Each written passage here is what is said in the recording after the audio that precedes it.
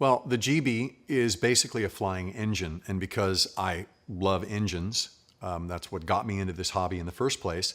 About 1990, 91, I remember vividly I was pulling weeds or chopping weeds in the front of my house, and I was thinking about engines and airplanes, as I often do when I'm doing things that I don't necessarily enjoy.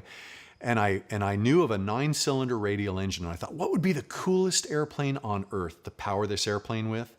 And I didn't really know what the GB was, but I had remembered seeing this cartoonish looking airplane that was like a flying Coke bottle in magazines and even depicted in cartoons. And so I started doing some research and found that that was in fact the GB Racer that I had envisioned, that I had thought of.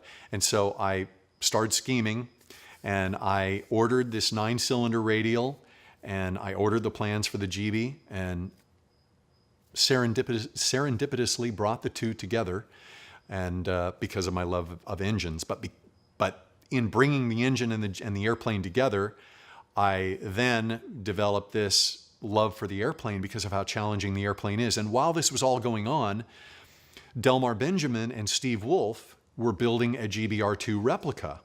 And I knew this was happening while I was building my GB. So it motivated me to want to build and fly the GB even more, because here was a full-scale replica being constructed.